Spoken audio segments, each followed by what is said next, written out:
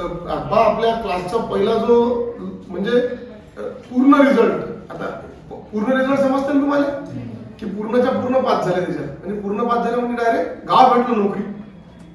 तर असा पहिला रिझल्ट आला अनिकेत सोळंकेचा, जो पोस्ट ऑफिस मध्ये लागला.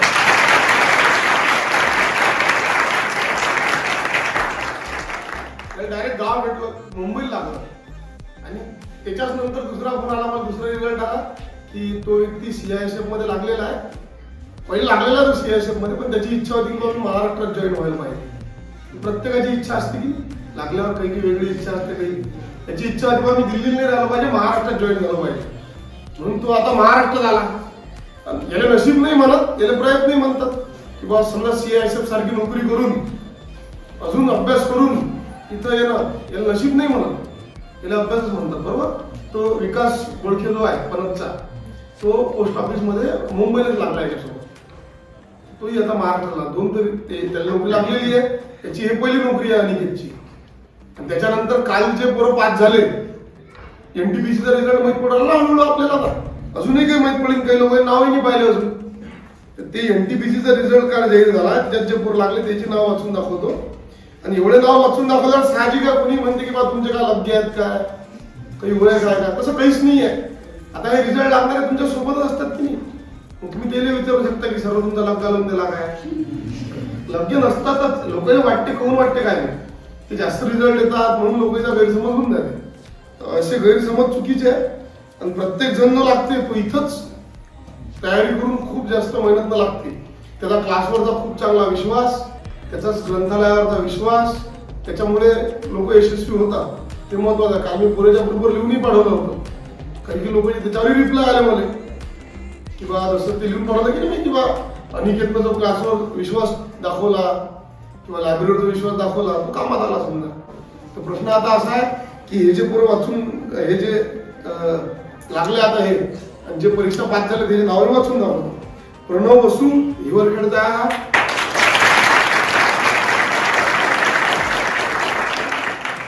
अमोल गावंडे लोहारीचा,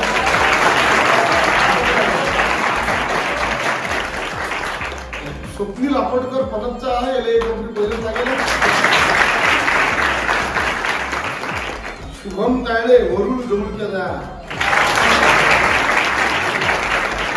सुकांत आई वरुड जमुक्याचा, मनोज गावंडे हा कुठेचाच आहे, आमदाराच्या गावचा आहे तो. लय मुख्य लायब्ररी केली आमदारांनी याच्या गावात. तुषार रेखाते अकोटचा, त्यानंतर अनिकेत सोळंके हा आता याच्याशी लागला.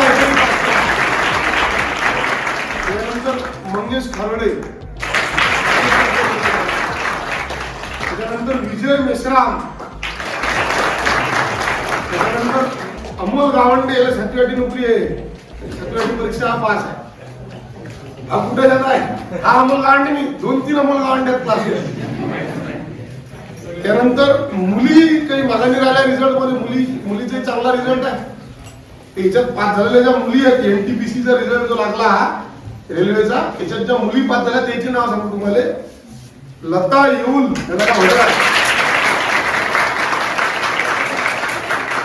अकोटच्या आहेत मॅडम, आणि मोनिका कराळे हे मॅडम अकोटच्या कराळे आहेत ते वाईचे आहेत. म्हणून मला वाटतं त्या वाईचे आहेत. प्रॉपर तिथच्या असेल ना मॅडम. सत्कार आणि तुम्हाला जे मनोगत त्याचं ऐकायचं आहे, तर मी अनिकेतला विनंती करतो की त्यांना इथं विनंती म्हणजे इथं बोलावतो. मी पहिले अनिकेतला विनंती करतो की त्यांना त्याचा प्रवास सांगा. बेस्ट म्हणजे आतापर्यंतचं मी पाहिलेलं बेस्ट गणित होतं अनिकेतचं. आणि त्यात खूप लोक हुशार आहेत आपल्या क्लासचे, आताही आहेत समजा, असं नाही. पण कोणी याचं उत्तर काढणं, प्रत्येक गोष्ट विचारत राहणं, सर हे पुस्तक आहे काय, ते पुस्तक आहे काय, ज्यात असं दिलेलं आहे. पण तुम्ही एक ऑब्झर्व करा, 11ची बॅच आपल्या बॅचला तर अनिकेत त्याचं गणित बेस्ट होतं. प्रत्येकाचं उत्तर काढेल. खूप वेळा तो मला सांगे की बा हे अशी रीत आहे, अशी लवकर येते, अशी तशी येते, त्या गोष्टी आठवतात सगळ्या. तर आता तो त्याचा पहिले त्यांना परिचय द्या आणि सांगा सगळं. मग बाहेर मला टाकलं. माझं नाव अनिकेत रमेश सोळंके आहे, मी सिरसोलीचा आहे. माझं BSc मॅथ झालेलं आहे. माझ्या शिक्षणापासून सुरुवात करतो. माझे वडील CRPF मध्ये रिटायर झालेले आहे. माझे पहिले ते 5वीचं शिक्षण आहे ते उत्तर प्रदेशमध्ये झालेलं आहे. बाबा ड्युटी होतं. तर 5वी ते 10वी नर्सिंगमध्ये गेलो. 10वी नंतर 11वी-12वी इलेक्ट्रिक मेंटेनन्समध्ये घेतलं मी, सायन्समध्ये. 12वी सायन्स शिवाजी ज्युनियर. त्यानंतर BSc मॅथसाठी शिवाजी कॉलेजला आलो. प्रवास आता अभ्यास म्हटलं म्हणजे मला माहित होतं सर MPSC करायची आहे.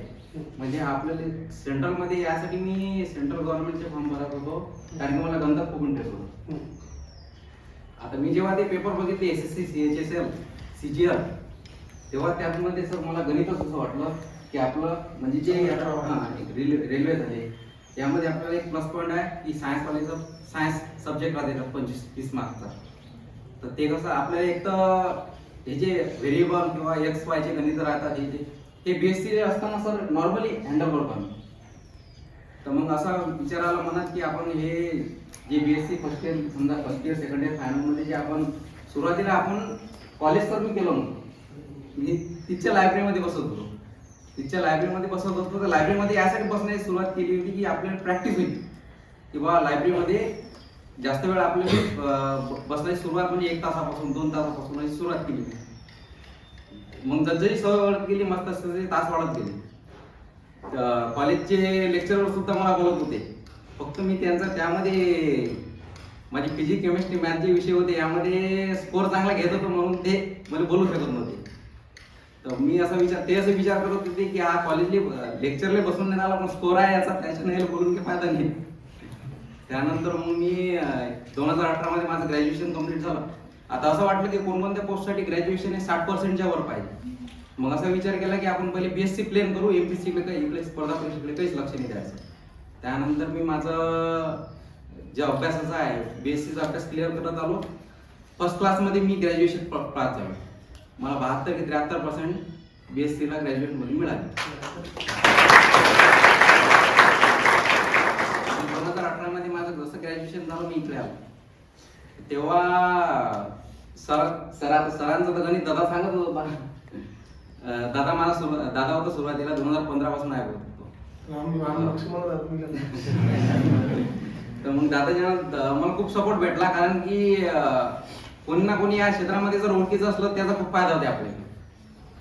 तर मी दादाला म्हटलं की बाबा मी सेंट्रल गव्हर्नमेंटमध्ये रेल्वेची ॲड निघाली होती 18 मध्ये ग्रुप Dची. त्यामध्ये जे विज्ञान होतं तेव्हा मला दोन मार्क माझ्या विज्ञानाचा राहिला होता विषय. आणि मग मी विचार केला की आपल्याला विज्ञान यामधला कव्हर होऊ शकते आणि गणितही चांगला आहे. त्याच्यानं मी रेल्वेवर जास्त फोकस केला. तर आता गणिताचं म्हटलं म्हणजे तर गणित तुम्ही करायच्या वेळेस तुम्ही गणिताचे पॅटर्न ध्यानात ठेवा. म्हणजे कसं आपल्याला एखादा जर टॉपिक दिला असेल तर तुम्ही त्या टॉपिकचे सर्व गणित केल्यापेक्षा त्याचे पॅटर्न ध्यानात ठेवा. त्या पॅटर्नवर 20-20, 25-25 गणित करायचे. म्हणजे पेपरमध्ये जो पॅटर्न येईल आपल्याला त्या पॅटर्नवरचे सगळे पॅटर्न मिळून पेपर बनत असते. म्हणजे काळगा वेगचा जो पॅटर्न आहे त्यामध्ये जो पॅटर्न पडते जसा आता व्यक्ती काम दिवस झाले त्यानंतर A सोडून गेला B आला असे व्यक्ती हे झाले गणित झाले. तुम्ही पॅटर्न ध्यानात ठेवा त्या गणिताचे म्हणजे जेणेकरून तुम्हाला गणितावर जे पकड आहे तुमची ते चांगली बनत नाही. आणि फॉर्म्युले आपले जॉमेट्रीचे म्हणा की आपले अल्जेब्राचे म्हणा XYचे म्हणा हे व्हेरिएबलचे जे गणित हे आपल्याला येत राहिले पाहिजे. म्हणजे कसं कॅल्क्युलेशन जर फास्ट असलं आपल्याला की आपण हे गणित जर दिलेलं आहे आपल्याला ते गणित आपण किती लवकर सोडू शकतो. गणिताची प्रॅक्टिस तेव्हाच होत असते जेव्हा आपण प्रॅक्टिस करत आलो आणि आपले फॉर्म्युले पाठ करत असतो. म्हणजे कसं की समजा आपल्याला जर गणित जर येत असेल गणित आपल्याला तेव्हाच येत नाही की जेव्हा आपल्याला ते गणित समजलं नाही किंवा आपण तसं गणित कुठं पाहिलं नाही. जेव्हा आपण जर अगोदरपासून ते गणित पाहिलं किंवा आपण जर प्रॅक्टिस करत आलो होतो सर मेमोरी म्हणजे अशी बनवून जाते आपली की आपण ते गणित पाहता बरोबर आपल्याला समजतं की लॉजिक आता कसं लावायचं या गणितात. तर जसं मग आता मला CHSL SSCची एक्झाम दिली, CGL ची एक्झाम दिली त्यामध्ये गणित मला येत होतं. मला काही असं हार्ड नाही केलं ते. तर असं विचार करत होता की आपण आता इंग्लिशवर फोकस करू कारण की पण रेल्वेच्या ना मी रेल्वेला इंग्लिश सब्जेक्ट नसतो त्यामुळे मी इंग्लिश इकडे तिकडे फोकस केला नाही. ग्रुप Dची एक्झाम झाल्यानंतर मी प्लेन लुसेंट शिवाय दुसरं कोणतं GKचं पुस्तक वाचलं नाही. इव्हन तो मी आजपर्यंत मराठीच्या पुस्तकाला हात सुद्धा लावला नाही. ते सर जेव्हा मराठी घेत होते बस त्याच्या सर्व याच्या मागे बनत होतो मी. काहीच मराठीतला माहित आहे काहीच माहित आहे. त्यामुळे कसा असा विचार केला होता की आपल्याला रेल्वे क्रॅक करायची आहे आपल्याला सेंट्रल गव्हर्नमेंट जायचं आहे, आपल्याला मराठी मग जो विषय आपण त्यावर जास्त फोकस करायचा. मग त्यानंतर मी विज्ञान आहे सर्वात बेस्ट सांगतो तुम्हाला की विज्ञान जर करायचं असेल तर तुम्ही दुसरे पुस्तक कोणतेच नका की जे NCERT जे हिंदी मीडियमचे पुस्तक आहेत ग्रुप डी साठी तेच वापरा. कारण की त्यांनी जे दिली आहे की 10वा वर्ग NCERT लेवल ते लेवल जे देतात ते त्याच लेवलमध्ये प्रश्न विचारतात. आपण दुसऱ्या पुस्तकाच्या मागे लागतो आणि ते भुलून जातो. म्हणजे कसं की जे आपण जे क्वेश्चन आपल्याला पेपरमध्ये दिसतात की आपण विचार करतो की आपल्या पुस्तकात हा प्रश्न नाही आला कुठून, ते NCERTचेच राहतात. ते NCERT मध्ये बारीक बारीक पॉईंट दिलेले आहेत सर. माझं सर्व पुस्तक NCERT चे म्हणजे विज्ञानाचे मी 8, 9, 10 चे NCERT चे पुस्तक बनवले. त्यामध्ये सर इतका जबरदस्त अनुभव आला म्हणजे आपण बेसिक पासून तयार होतो NCERT मध्ये. म्हणून म्हणतो की विज्ञान जर करायचं असेल तुम्हाला ग्रुपडीचं तुम्ही NCERT चे पुस्तक वापरा. हिंदी मीडियमचे भेटतात, मी इंग्लिश मध्ये वापरतो सर. विज्ञानाला मी हिंदीत हात लावलाच नाही कारण की सुरुवातीपासून इंग्लिश होतं त्याच्याने मी इंग्लिशच वाचत आलो. गणितही इंग्लिश मध्येच करत होतो, असं काही नाही. फक्त सर आपलं गणित कसं गणित केव्हा आहे ते जेव्हा समजलं आपल्याला. जर इंग्लिश मध्ये जर समजत असेल आपल्याला गणित 100% आपण करतो. म्हणून म्हणतो की जर तुमचं विज्ञान जर चांगलं स्ट्रॉंग असेल, जर तुमचं इंग्लिश तुमचं BSc किंवा इंग्लिश मध्ये जर तुमचं वाचन असेल विज्ञानाचं तुम्ही सोडू नका. कारण की हिंदीची लँग्वेज किंवा मराठीची लँग्वेज विज्ञानामध्ये खूप कठीण शब्द राहतात, ती इंग्लिश मध्ये लवकर कॅप्चर होतात. त्याच्याने आपण जर ते सुरुवातीपासून करत आलो इंग्लिशचे शब्द म्हणजे कसं आपण आता आम्ही BSc ला होतो सर, तर आता तुम्ही कसं फरक इतकाच पडते की तुम्ही सोडियम वाचता, आम्ही सोडियम हाताळलेला राहते की सोडियम कसा दिसते कारण की आम्हाला प्रॅक्टिकल मध्ये राहते. मग त्यामुळे आम्हाला त्याची प्रॅक्टिस म्हणजे प्रॉपर्टी येते पाहायची गरज नाही पडत की हा केरोसिन मध्येच ठेवा लागते. कारण की आम्हाला प्रॅक्टिकल मध्येच आहे तो केरोसिन मध्ये ठेवायचा. मोरे मॅडम माझ्यासोबत होते BSc मॅडम प्रॅक्टिकलला हजर राहत होते. त्यानंतर त्या मॅडमला माहिती आहे खूप अनुभव आहे त्यांचाही. पण तुम्हाला सांगतो की तुम्हाला जर करायचं असेल विज्ञान तर मी सेंट्रल गव्हर्नमेंट बद्दल तुम्हाला जास्त सांगू शकतो कारण की महाराष्ट्रात मला नॉलेज नाही आणि काहीच नाही. तुम्ही गणित विचारा किंवा जीकेचं करा. जीकेचं सांगतो लुसेंटच्या बाहेर काहीच येत नाही. सेंट्रल गव्हर्नमेंट मध्ये लुसेंटच्या बाहेर काहीच नाही. कोणतीही पोस्ट असू दे, कोणतीही स्टेशन मास्टर पासून किंवा CGL पण सुद्धा लुसेंटच घेते. मग म्हणून म्हणतो की गणित जर करायचं गणित RS अग्रवाल, रुचा अग्रवाल मी सुरुवात गणिताची कोकिळा प्रकाशन पासून जेव्हा स्टार्टिंग होती ना कोकिळा प्रकाशन पासून ते M टायरापर्यंत गणित सोडवले. कारण की जसं आपण लेवल वाढत जाते नितीन तोडकर हे गणित चांगले आहे. कसं आहे पहिले गणित करताना लॉंग कट ध्यानात ठेवायची. ते लॉंग कट जर आपल्याला समजली तर आपण शॉर्टकट ऑटोमॅटिक तयार करतो. याची शॉर्टकट कशी तयार करायची. फक्त आपल्याला जर लॉंग कट सुरुवातीला असा विचार नाही करायचा की हे लॉंग कट आहे म्हणून आपल्याला जमून नाही राहिलं किंवा हे आपल्याला वेळ घेईन म्हणून नाही लॉंग. एक वेळा आपल्याला लॉंग कट जर त्या गणिताच्या लक्षात आली तर शॉर्टकट आपण स्वतः तयार करतो. तुम्ही स्कोर होईल त्या पेपरमध्ये तो चांगला आहे. आता जर सांगायचं जर असं झालं की बा अभ्यास तर मग मी सकाळी जर 8 वाजता सर सुरुवातीला 2 वर्ष खूप अभ्यास केला होता. तुम्ही वर्षा हॉलमध्ये आले होते एक दिवस, मी 9 की 9:30 वाजता होतो रात्री. मी सुरुवातीच्या 2 वर्ष रात्री इथं लायब्ररी बंद होईपर्यंत अभ्यास केला. 9:30 वाजता माझा भाऊ मी येत होतो सकाळी 8 वाजता येत होतो, रात्री 9, 9:30, 10 वाजेपर्यंत अभ्यास केला मी. कारण की कसं पहिले जर तुम्ही मेहनत घेसाल तर तुम्हाला आता अशी कंडिशन झाली आहे की आपण जे लेवल आपल्याला जर जे लेवलवर पोहोचायचं आहे ते जर लेवल मेंटेन झाली ना तर पोस्ट ऑटोमॅटिक निघत राहतात. म्हणजे समजा आता तुमचं लुसेंट आहे तर लुसेंट तुमचं पाठ झालं पाहिजे अशी हे झाली पाहिजे. सुरुवातीला घ्यायची मेहनत. कारण की कसं एक वेळा मेहनत जर घेतली आपण ते आपल्या ब्रेन मध्ये सेव्ह झालं तर मग आपल्याला काय रिव्हिजन करायची. आता लुसेंट म्हणायला म्हणतात की बा खूप भारी आहे, बारीक बारीक अक्षर आहे. तेच जर तुम्ही सुरुवातीपासून वाचत आले 2-3 वर्ष वाचले तर तुम्ही ते लुसेंट पूर्ण पुस्तक 15 दिवसात आठवून घेता. सगळं ध्यानात राहते. असं काही आहे नाही की आपल्याला विचार पडते की झालं इतक्या लवकर कसं काय झालं, काहीतरी सुटलं काय. पण आपल्याला काही सुटत नाही कारण की आपण 2 वर्षापासून त्याच्यात नाही दिसत. पुस्तक पूर्ण पाठ केलं होतं पाठात झालं नसतं ते. म्हणजे कसं आपण 2-3 वर्षापासून त्याच्याच मागं होतो पाठ करून येऊन पाठच होणार आहे ते. राहिला गणिताचा सवाल तर गणितात आपली पॅटर्न पाहिजे. रिझनिंगचंही तसंच आहे. आता सर ग्रुप-ची एक्झाम आतापर्यंत TCS कंडक्ट करत होतो. पण आता या 15-20 दिवसा अगोदर एक मेल आला की हे जे ग्रुप-ची एक्झाम आहे NACIT हे कंडक्ट करणार आहे. ह्याच कंपनीने पोस्टाची एक्झाम कंडक्ट केली. आता सुरुवातीला मग आता आपल्याला अभ्यास करायचा आहे की आता पॅटर्न तर चेंज झाला, कंपनी चेंज झाली म्हणजे पॅटर्नही चेंज झाला. आता पहिले TCS जे घेत होती ते आता NACIT घेऊन जाईल. मग आता NACIT चे पेपर काढा तुम्ही. NACIT चे पेपर काढा, त्या पेपर मधला पॅटर्न पहा कसा आहे. तर आता NACIT चा पेपर पोस्टाने घेतला, RPF SI चा पेपर NACIT ने घेतला. तुम्ही RPF SI चा पेपर सब इन्स्पेक्टरचे पेपर काढा, त्यामध्ये रिझनिंग पहा कशी आलेली आहे. रिझनिंग म्हटलं म्हणजे आता जर पॅटर्न बदलत नसतात सर ते एक्झामचा. म्हणजे कसं हे जे कंपनीला कॉन्ट्रॅक्ट देतात की नाही तर मग कॉन्ट्रॅक्ट देतात तर मग हे जे सुरुवातीपासून हे अरेंज करत असतात क्वेश्चन हे याच्या कंपनीनुसार ऍडजस्ट करतात. मग जसं आता TCS तर कंडक्ट नाही करू राहिली, मग NSCIT कंडक्ट करू राहिली. तर मग पाहायचं की NSCITच्या अगोदरचे पेपर कसे झाले, तर मग कसे झाले, तर मग आपण त्यावरून जर एक क्रायटेरिया आपल्या ब्रेन मध्ये सेट झाला की रिझनिंग मध्ये ह्या टॉपिकवर प्रश्न जास्त आलेले आहेत किंवा हा टॉपिक आपल्याला नवीन पाहायला भेटला. आता मागच्या ग्रुप डी मध्ये सर ते आपण कथन नाही आलो, कथन आले होते ते, कथन आले होते ते खाली ते 2 हे दिलेले राहतात आणि त्यावरून ते निष्कर्ष विचारतात. हा पॅटर्न नवीन आला होता. तर मग आपण आहे की असे जर पॅटर्न लक्षात आलं, अभ्यास करायचा पण कसं पेपर मध्ये जे येईल ते करा ना, कारण की वेळ काय गमावा. कसं जो पेपर मध्ये आला ते पेपर मध्ये जे आलं तेच केलं आपण आणि तेच पेपर मध्ये क्लिक झालं तर आपल्याला विचारणार थोडी कोणी तुम्ही किती वर्ष होती ती, विचारणार आहे काय. तुम्ही जो पेपर मध्ये आला तेच करा ना. म्हणजे कसं असं नाही राहत की मी म्हणत नाही की गेसिंगचा पकडू नका बरं, नाही तर गेसिंग करलेलं आहे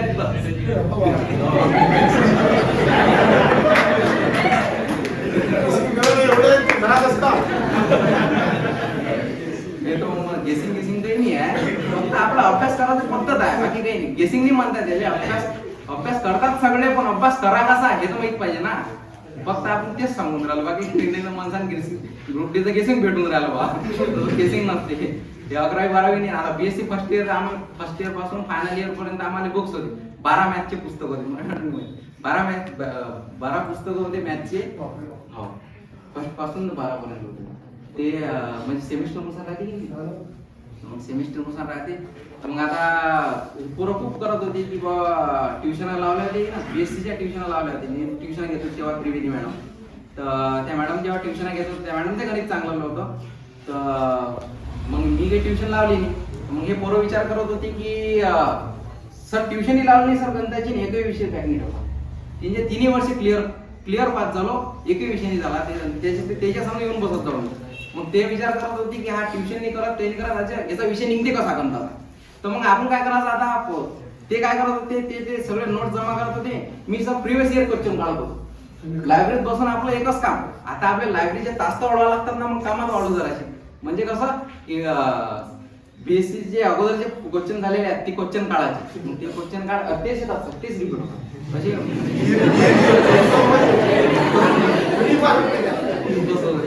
मग ते क्वेश्चन काढायचे, मस्किट क्वेश्चन काढायचे सगळे.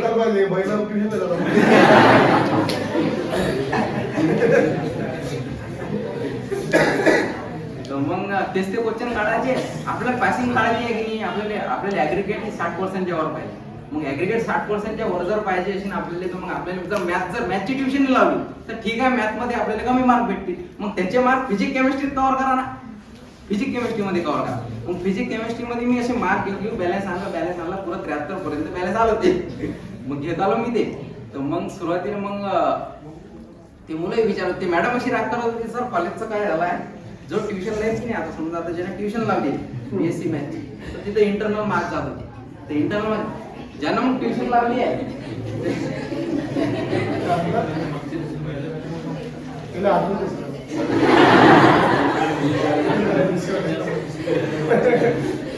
मग जे इंटरनल मार्क्स वाले होते ते इंटरनल मार्क्स जे ट्युशन लावले ते इंटरनल मार्क्स जास्त राहते, 30 पैकी 30 ते पैसे दिले ना. जर ऑप्शन जर लागला तर तेवढा वेळ वाचते ना आपला पुढच्या गंतव्यावर जायचं. असं सगळ्या याच्यात करत राहायचं आणि बस पेपर पाणी करायचा. प्रत्येक गोष्टी आता NTPCचा माणसानं आता NTPCचा रिझल्ट लागलेला. सोशल मीडियाला वापरला नाही, मी आता पण घेतला. हा व्हिडिओ आता घेतला मी, तो बाबा जबरदस्ती घेऊन गेला. माझा साधा सॅमसंगचा होता, म्हणजे डायरेक्ट सॅमसंग आयफोनवर जायचं.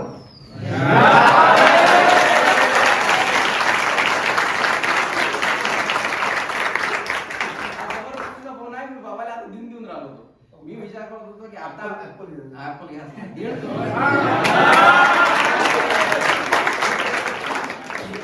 मी तोच विचार केला सर, एक त्याचा फायदा असा झाला की माझा साधा फोन होता की नाही, साधा फोन होता तर असा विचार झाला की जाऊ दे आपल्याला मेसेज यायचे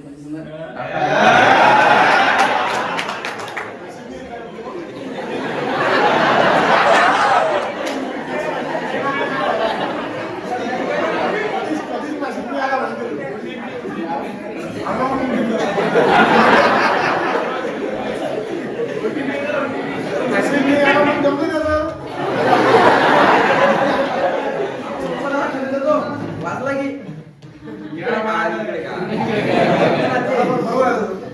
साधा मोबाईल असला असं कमी नाही समजायचा ना. साधा आहे तर काय झालं समजा दिवस बदलल्यावर मोबाईल येणंच आहे दुसरा.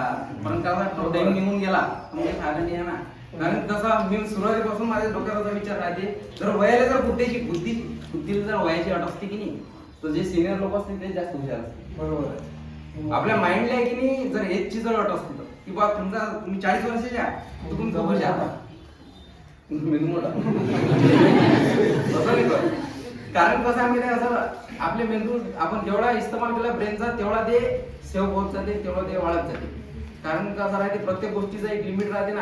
आता आपण आता वाचन झालं तर मग आता वाचन एक कोणाकोणाच्या लक्षात येते की बा आपण एक वेळेस वाचले की सगळं लक्षात येऊन जाते, कोणाकोणाला वारंवार वाचावं लागते. तर असं कमी नाही समजायचं. कारण कसं आहे की आपलं हे लक्ष आपलं एम हे नाही आहे की त्याचं लवकर लक्षात राहिलं. आपलं एम हे आहे की आपल्या लक्षात राहिलं.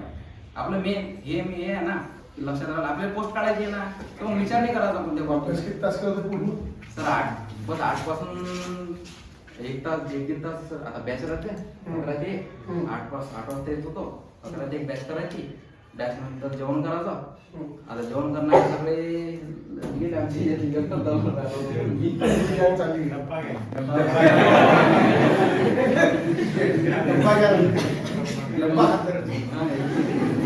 अर्धा तास जेवण मध्ये गेला सर. 2 वाजता बसून सर डबल बसायचं मग 5-5:30-6 पर्यंत बसायचं. सुरू म्हणजे आतापासून राहिलो तर सुरुवातीला मग सर 8-9 पर्यंत केला. 2-3 तास झाले ते 2 वाजतापासून 9 वाजेपर्यंत रात्री अभ्यास केला.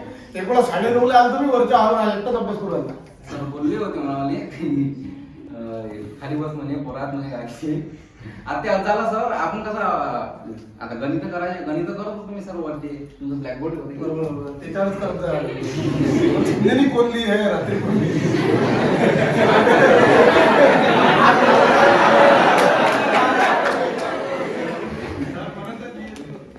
ब्लॅकबोर्ड होतं त्याच्यानं वरती जात होतो. वरती अभ्यास केला होता. सुरुवातीला असंच करत आलो. त्यानंतर अभ्यास आता मग असं वाटलं की होत आलाय आपल्याला अभ्यास. म्हणजे कसा मी पेपर वारंवार सोडत आलो. टेस्ट सिरीज लावली होती. टेस्ट सिरीज केली होती. लॉकडाऊन मध्ये क्लासेस घेतले. म्हणजे लॉकडाऊन मध्ये आता सरांचे लागायचे पहिले म्हणजे जे ऑनलाईन होते का सर ते लागायचे पहिले मी अनअकॅडमीचे सबस्क्रिप्शन घेतलं होतं. अनअकॅडमी केली होती मी. त्यानंतर मग ते सबस्क्रिप्शन केलं नाही. असं वाटलं सर की जे अनअकॅडमीमध्ये शिकवतात सर तर ते गणित आपल्याला एवढे कठीण नाही वाटले सर. असं वाटलं की आपल्या क्लासवर तरी गणित बनवून राहिलं. आपल्या क्लासवर तरी गणित बनवून राहिलं. आता असं वाटलं ते सबस्क्रिप्शन घेतलं होतं त्याच्यानंतर मी ते तेवढं वापरून घेतलं. त्यानंतर बस सर जे बुक्स जे इच्छे होते ते इच्छे वापरत होते. जे लुसेंट एमटायरचे बुक आहे एक बुक सुरुवात कोकिळापासून करा. म्हणजे कसं आहे गणित जर तुम्हाला बेसिक जर करायचं असेल तर कोकिळापासून करा. असा विचार करा की आपल्याला कोकिळापासून एमटायरापर्यंत जायचं. म्हणजे कसं राहते मग जसजशी लेवल वाढत जाते तुमची तसं म्हणजे जसजसे ब्रेन म्हणजे आपलं गणित जसजशी आपली स्पीड वाढत जाते तसं तुम्ही पुस्तक बदलत राहा. कोकिळा घ्या. त्यानंतर गणित गुरु. त्यानंतर नितीन तोडकर घ्या. नितीन तोडकर आर्या सगळं डुप्लिकेट. म्हणजे कसं की मराठीत केलं सेम केलं एकदम सेम केलेलं आहे. त्यानंतर नितीन तोडकर झाल्यानंतर आर्य सगळं नंतर मग एमटायर मग चालू सेंटर जाता. असं काही नाही. पण ते कसं आहे पुस्तक मी म्हणतो पुस्तकाच्या बाहेर काहीच नाही. म्हणजे जे ऑनलाईन आपण पाहतो की नाही ते सगळं पुस्तक येत आहे. फक्त पाहायची नजर पाहिजे.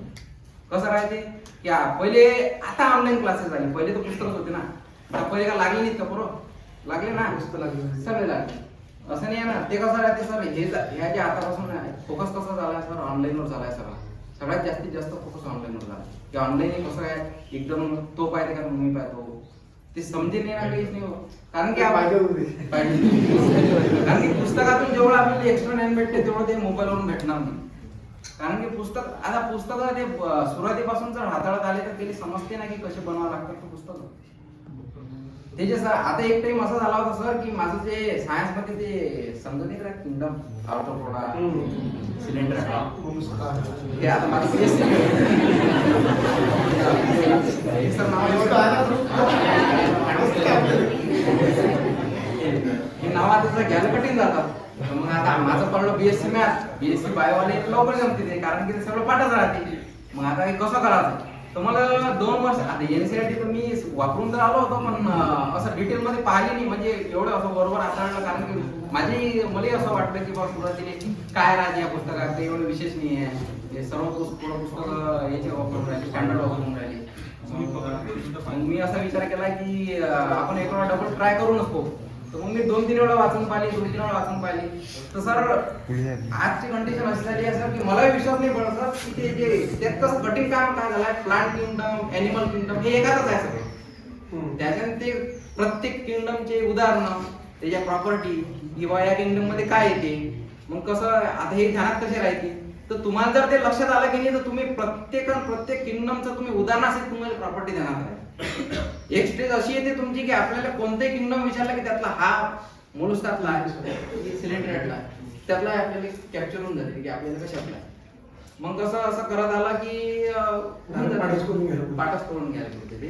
कारण कसं आपल्याला पेपरमध्ये तसंही आता जे समजूनच नाही राहिलं, जे पेपरमध्ये येत असेल तर मग पाठ पर्यायच नाही राहिलं.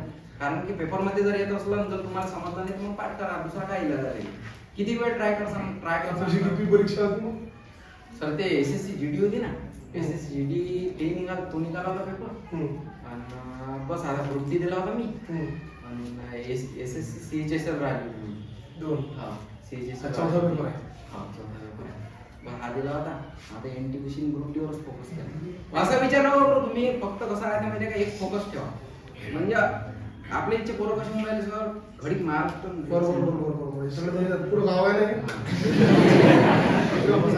म्हणजे कसं आहे, तुम्ही जर एक फोकस ठेवसाल की जागा निघत राहतात, असं नाही की जागा निघणं बंद झाले. पण कसं आहे, तुमचा जर फोकस जर एक असला की नाही, तुम्ही त्या प्रॉपर स्टडी करू शकता ना त्याचा.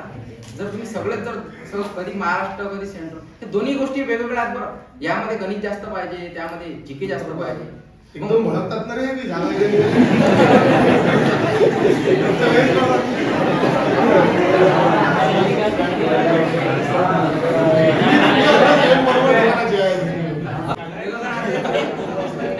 त्यामध्ये जास्तीत जास्त मार्क घ्यायला आपल्याला मदत होते ना. कारण की जर सुरुवातीपासून एक जर फोकस असला, असं नाही म्हणत की मी की महाराष्ट्र जागा निघते, महाराष्ट्राचा अभ्यास करणार आहे, महाराष्ट्राचाच करा, सेंटरमध्ये काय करा. पण तुम्ही जे परीक्षा देसाल त्यामध्ये सक्सेस होईल. कारण की सुरुवातीपासून जर महाराष्ट्राचा अभ्यास करत येऊन राहिले, तुम्ही तुमची जागा घेईन कोणीच नाही घेईल. कारण कसं आहे, कसं आपले इच्छे पोरं कधी महाराष्ट्राचं गणित आणि सेंट्रलचं गणित या दोनचे फरक आहे. फरक आहे. मग कसं राहते की जर आपण जर महाराष्ट्राला एकदम सेंटरमध्ये जाऊन बसला ना, तो त्या पेपरचं गणित पाहते, तो डिप्रेशन मध्ये चालला डिप्रेशन मध्ये जाते. त्यापेक्षा मग कसं राहते म्हणजे आपली लेवल सेट करून घ्या, त्या लेवलवर दुसरं काहीच नाही. म्हणजे कसं राहते इकडे तिकडे भटकल्यापेक्षा एक गोष्ट पा कोणती की रेल्वेमध्ये राहत आहे, सेंटरमध्ये राहत आहे की महाराष्ट्र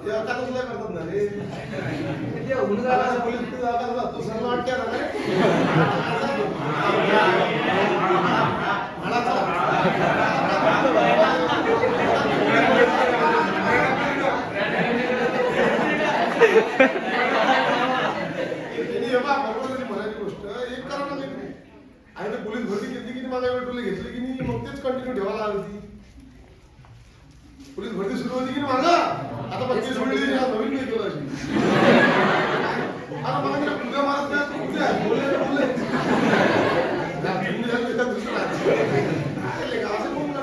त्याच्यात होतं की बोलले तर घेऊन आली की त्यातच घ्या. कारण कसं राहत सर, हे महाराष्ट्र पोलीस जे पोरात ना, याचा अभ्यास इतका बेस्ट आहे सर. हे परीक्षा अशी आहे, मी असं नाही म्हणत कसं आपण हे जे इकडचे पेपर आहेत या फक्त अभ्यासच लागते. पण हे जे पोलीस भरती आहे यामध्ये फिजिकल प्लस अभ्यास राहते. ह्या पोरीची कमाल आहे सर. कारण कसं राहते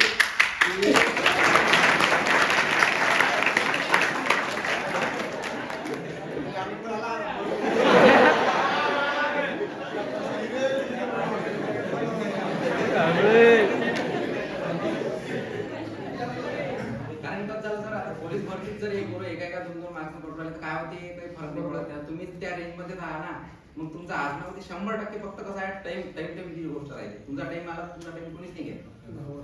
तुम्ही जर त्या पेपरमध्ये 1-2 मार्क्स पडून राहिले तर 100% तुम्ही पुढच्या भरतीत लागता. तुम्हाला चान्स भेटला ना आता पोलीस भरतीमध्ये, मग इथून सोडून देता. कसं झालं सर, आता कसं झालं, आता ग्रुप आता एनटीपीसी आहे. मग आता एनटीपीसी आहे तर पोलीस भरती आली की एनटीपीसी मध्ये बरोबर आहे. पटलं. पटलं.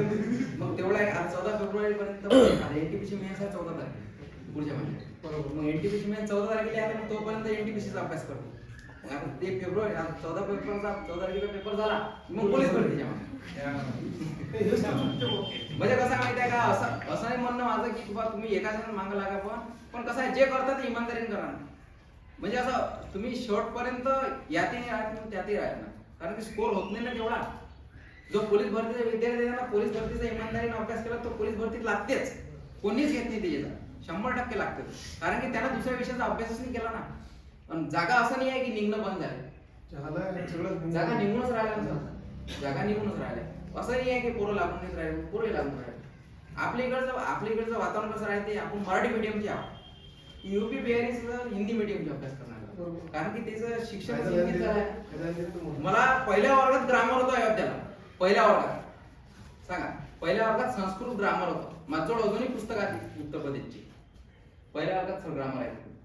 हो, अजून इतके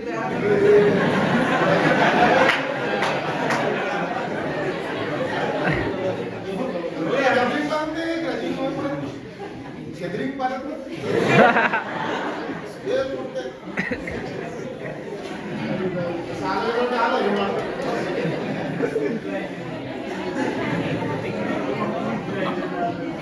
बेसिक बनलेलं राहते ना, त्याचं बेसिक असतं बनलेलं आहे. त्याच्यानं कसं ते सुरुवातीपासून त्याच गोष्टीत राहतात. त्याच्यानं आपली भाषा मराठी मीडियम पडतो, आपण तिकडे हिंदी मीडियम पडते. मग कोणी मग कसं कोणी आता रेल्वे जर मराठीत एक्झाम घेत असेल, मराठीत ऑप्शनल आहे रेल्वे.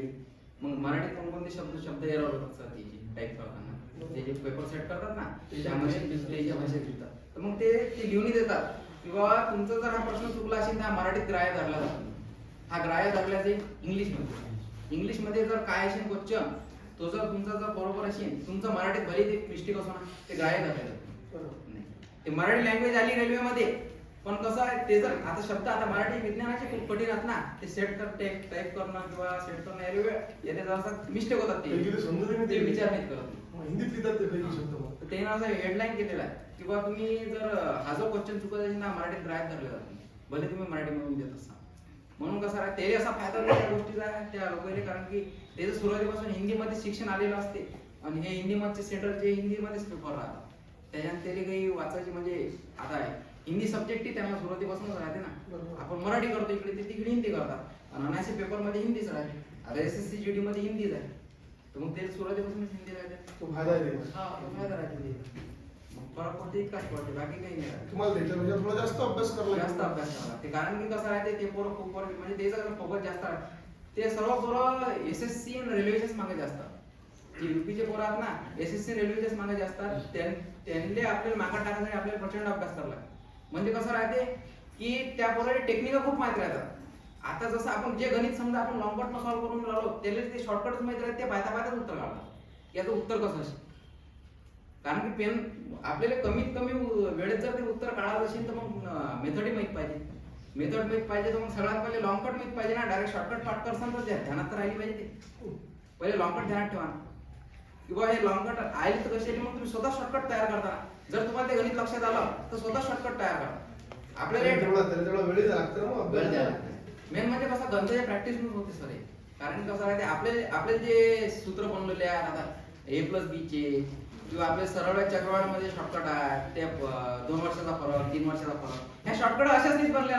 हे गणित करून पाहतात, या गणित करून पाहतात डायरेक्ट शेवटची स्टेप शॉर्टकट म्हणून दाखवून देतात. शेवटची स्टेप शॉर्टकट म्हणून बनली शॉर्टकट.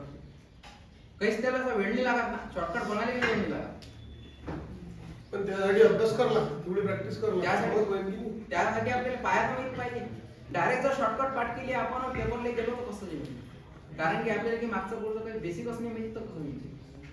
पहिले बेसिक क्लिअर करा, बेसिक क्लिअर करा, मग तुम्ही शॉर्टकट. असं नाही म्हणत की तुम्हाला गणित जर एखाद्याचं गणित चांगलं असेल तर मग तो एकदम हाय लेवलचे पुस्तक कोणत्याही पोराची सुरुवात जे गणिताबद्दल किंवा कोणत्याही विषयाबद्दल हे बेसिक पासूनच होत असते.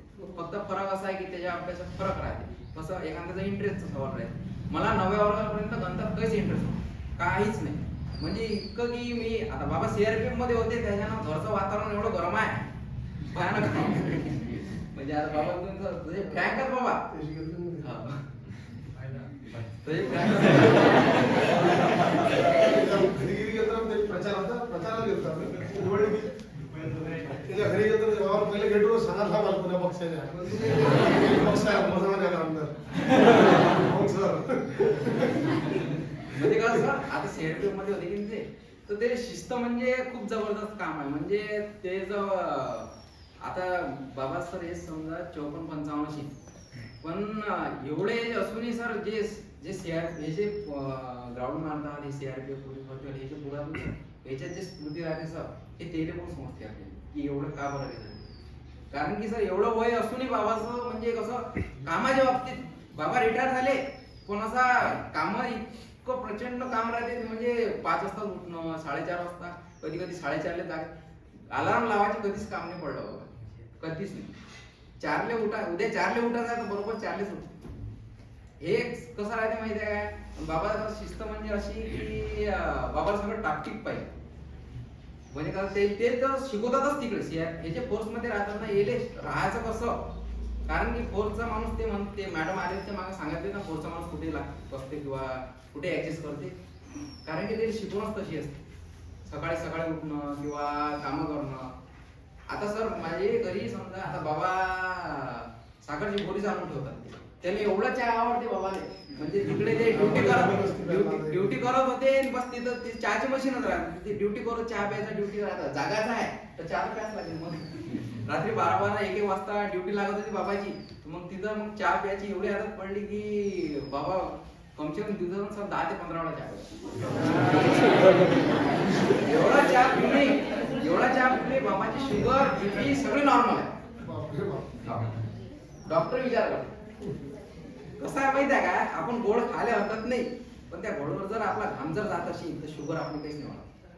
घाम जाणं महत्वाचं कारण की शुगर जे बिमारी सहसा बसणार आहे जास्त जे वर्किंग समजा बसल्या राहते कारण की काम करणारे एवढं नाही राहत. आणि एक बाबाचा सपोर्ट असा झाला की गणित बाबाचं बेस्ट होतं.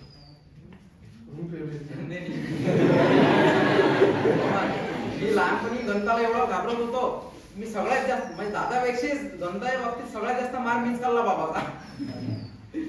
म्हणजे आज ते समजून राहिलं की ते तेव्हा ते जे मारापिटीचं सीझन होतं ते चांगलं झालं.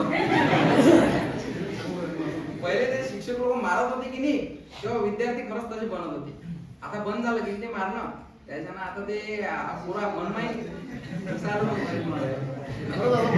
बंद झालं पहिले म्हणजे बा आपण बसले काय महत्व नाही काय काला चपट मारली आता असं लय होती. आता एखाद्या कुठल्या शाळेत मारलं बाबा सगळ्या व्हिडिओ फोटो पहिले काही नव्हतं येऊन कोणी मारून नाही पाठी पाठीवर मुख्य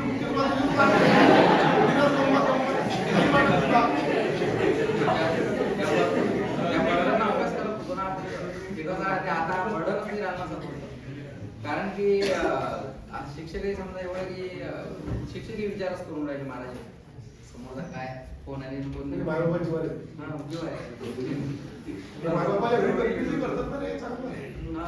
घरी सांगताय ना चांगलं बरोबर घरी सांगता ते मास्तर खराब आहे मी इकडे येतो मला अर्जंट काम होतं कॉलेजमध्ये मला कोण आला घरी करतात ना कन्व्हिन्स बरोबर आई वडिलांना मग काय म्हणतात तुला रागव अगोदर आम्ही तुम्ही मारता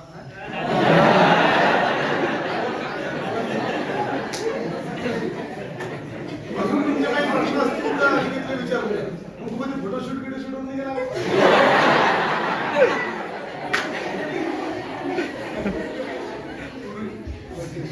फोटोशूट टूवर नाही गेला नशीब काय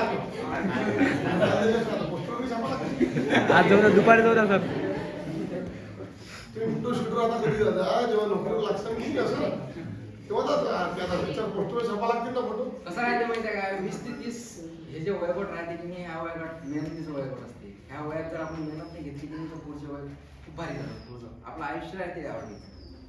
जर आपण याच वेळेस जर मेहनत नाही घेतली तर मग पुढचे आयुष्य कसं भारी जाते कसं राहते नोकरी छोटी नोकरीच राहते.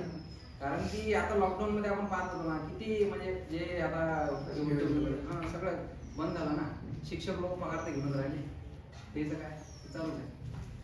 चालूच आहे. सरकारी लोक फायद्यात पडले. फायदाच पडले. आता येणाऱ्या ज्या भरत्या आहेत, त्या भरतीसाठी खरंच एक गेम घेऊन आता प्रॅक्टिस करा.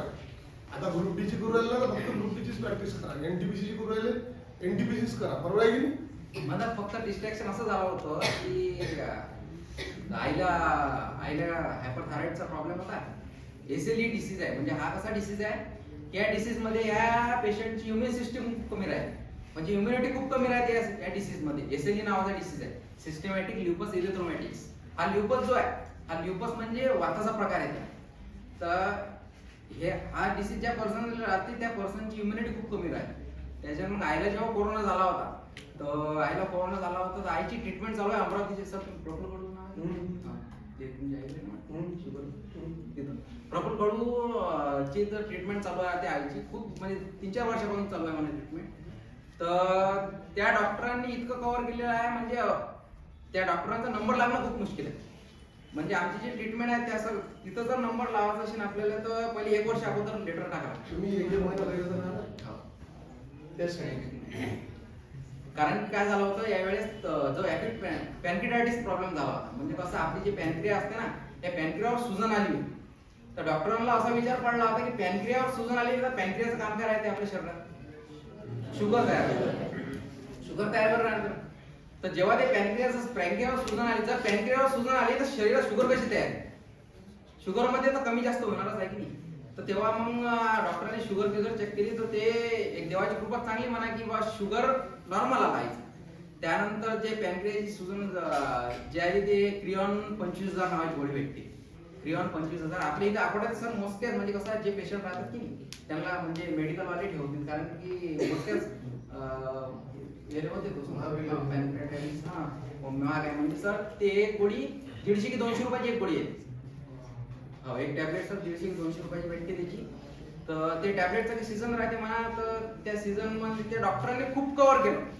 म्हणजे आईचं जे पॅनक्रियाटायटिस जे आपले जे हे राहतात हार्मोन्स राहतात किंवा जे अमायलेज लायपेज असते ना, अमायलेज लायपेज याची रेंज असते 0 ते 70 किंवा 75. तर आईचं 500 झालं, 75च्या जागी 500 झालं. तर आता ते सुजन आली होती त्याच्यानं मग आता ते कसं सुजन जर आली तर मग ऍसिड तयार करणं, ऍसिड किंवा एक्सिस तयार झालं. मग ऍसिड जर आपल्या शरीरात जर एक्सिस तयार होऊन राहिलं की नाही, जर पोटात जर ऍसिड जर जास्त तयार होत राहिलं तर ते ऍसिड निघते आपल्या तोंडातल्या फोळीनं भरून. तोंडात जास्त फोळं कोणाकोणा ते उष्णता राहते किंवा ते जे आपल्या शरीराचे ऍसिड जर राहते ते ऍसिड जर जास्त जमा होत असलं, प्रत्येकाला आपापली कंडिशन वेगळी राहते बरं. पण कसं राहते कोणाकोणाचा प्रॉब्लेम राहते. तर मग त्या सीझन मध्ये ते टॅबलेट गोळ्या त्यांना पूर्ण कव्हर झालं. सध्या आईची तब्येती चांगली राहते. त्या 1 महिन्यामध्ये सर मी खूप हलून गेलो. कारण की मी जेव्हा एक्झामला भेटले नाही की नाही, सगळ्यात जास्त माझा वीक पॉइंट आहे माझी आई.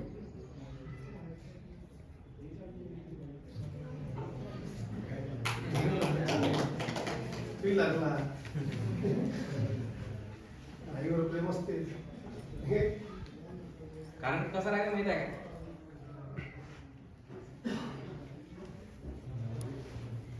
तुम्ही होता का तिकडे आईसोबत अमरावतीला? आई बाबा जे करतात की नाही आपल्याला ते कोणीच नाही करत. ते कोणीच नाही करत. म्हणून सांगतो की आई बाबा वडिलांवर जितकं प्रेम करतात की तेवढं चांगलं आहे. कारण की लहानाचं मोठं करू राहिलं आपल्याला. ह्या सगळ्या गोष्टी वाचून ठेवा. आई वडिलांवर चांगलं प्रेम करा. कारण की ते आता आपण आणि एक चांगली अशी गोष्ट झाली की सगळे रिपोर्ट नॉर्मल आले. आता आनंद झाला असेल ना तुला? आईला सोबत घेऊन जातो.